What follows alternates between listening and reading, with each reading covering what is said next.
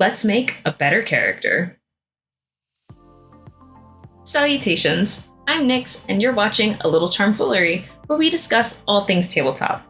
I've got a new campaign coming up, which means it's my favorite time, character creation time. Over the years, I've gathered a lot of information about how to craft a more developed character, how to really dig in those heels and get something out there that people will love playing with and you will love playing. So I thought I'd share some of those notes on improving your characters with you. Whether you're brand new or experienced, hopefully these tips will help you conjure your next character. Starting from the very, very top, learn the lore of the setting you're in. Lore, specifically, is a body of traditions and knowledge on a subject, or is held by a particular group. In this case, we're talking about setting details, information that is core to what exists in the playable world. It's hard to decide where you might want your character to fit if you don't examine what's available to you in the setting itself. This can be really important if you're going to make the core of your character on a concept that may or may not exist in the setting. For example, you really want to play a gunslinger cowboy, but the setting is actually a high fantasy set in 200 BC Egypt. Or maybe you want to really play something based on the stars, but there's no stars in this setting. You might have to tweak your concept a little bit.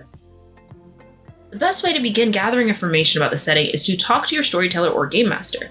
They are your arbiters of what is and isn't part of the game itself, and that includes backstory and lore for the setting. Some storytellers have homebrewed additions or changes to the campaign setting, while others have built an entire world for your campaign from the ground up. They'll be able to share with you which rulebooks are applicable to the upcoming game and give you a general summary of what ideas will be circulating throughout the life of the entire campaign. Some storytellers prefer to introduce new players to the lore slowly, and some books have juicy secrets in the lore section specifically for the storyteller to use. So make sure to ask your storyteller or game master what's clear to read through. Most RPG rulebooks have a separate setting section or separate books that are devoted to a specific location. These books are commonly grouped together under the proper terminology of a source book, but us cool kids in the community sometimes use the colloquial term of a splat book. The term splat book comes from the World of Darkness series, as many of their books and their source books were labeled completely differently. For example, Vampire the Masquerade had clan books, and Werewolf the Apocalypse had tradition books. Online, people would refer to all these books vaguely as asterisk books, and asterisk is sometimes referred to as a splat, and voila, we get a splat book. In Dungeons & Dragons, for example, the types of source books that will have lore in them are either a campaign setting itself, or an adventure book with a chapter in it labeled as a gazette. Whereas in World of Darkness, this information can be found throughout the core rulebook, as well as with added in-depth lore in the back of the book, and as well as various additional books. Outside of the prerequisite reading, many storytellers are super excited to talk with you about the lore. Sit down with them and let them share this world with you.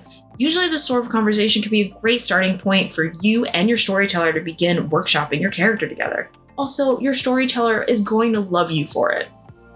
Archetyping your character. Now. Before you get to your first section, who is your character? How do they behave in different situations? What are their goals and desires? Well, archetypes are really great starting points to answer those questions.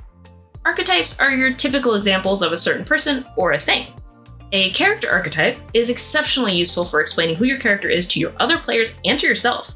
These can be pop culture references, my character is Batman, crossed with Wolverine, or tropes like, I'm the plucky priestess, or I'm the hard-boiled detective. When you imagine these concepts, a clearer version of your character comes to mind. What they look like, how they behave.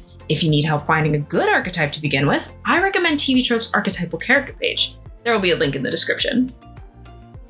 From there, I recommend noodling on how you can make parts more unique to you, but having a starting point can be more than enough for your games. It can be very challenging to show up to your game and know how to engage with the DM or your fellow players, and that's where those motivations can come in handy. Why is your character here? What will your character want to engage with? If you're at a total loss of where to begin, money and survival are always great reasons to begin with. Everyone's made their lone wolf character who sits at a dry bowl alone with their dark hood up, obscuring their face while they take slow, purposeful sips of some local brew. But what's going to make your lone wolf get up and engage with others? What will make your lone wolf stay with the other players' characters? A great place to start noodling on the idea of motivation is, honestly, to think about what motivates your archetype. The intrepid reporter needs a new scoop for their next article, and that party over there looks like they're about to find something juicy. The local ranger can guide these strangers through the wilds toward their goal, maybe make a little money, and find some friendship.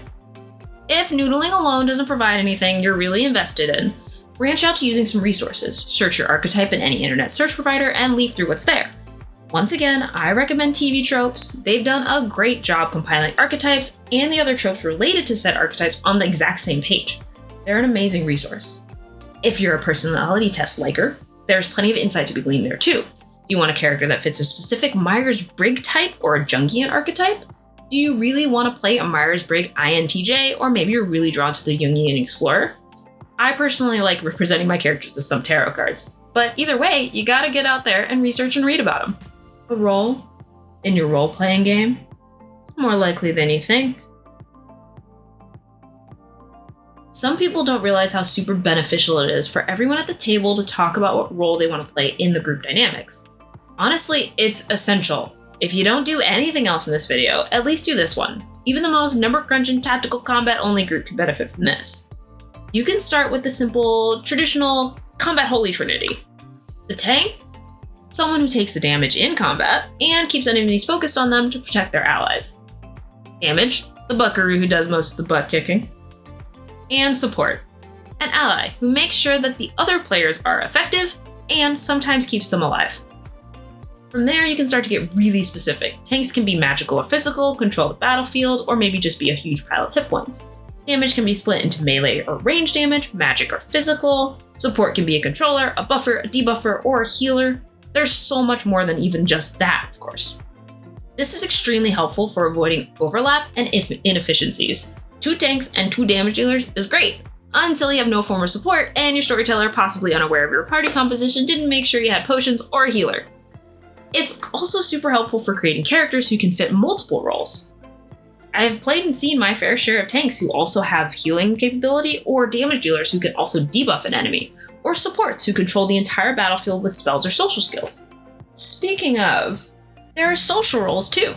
Do you want to have vast knowledge and point out important information while your charming bard is explaining why your party should be trusted with this dangerous situation? Are you the party fiend who cannot resist good music in a tavern? And above all, do you want to be the one to outsass the big evil bad guy when it comes time to respond to their big evil bad guy monologue? Let's talk about some common examples of social roles. The Charmer. The Charmer is the kind of social role that involves a lot of skills related to making others respect you, like you, maybe even love you. The Leader is usually the main communicator of the team. They act as the social initiator and delegate conversation based on their fellow party members and the subject at hand. They can also rally their party to greater strength or get strangers to join their cause. Everyone's favorite liar is the Charlatan. The Charlatan focuses on deception-based skills, though a little charm or intimidation can go well for helping when the lying gets a little hairy.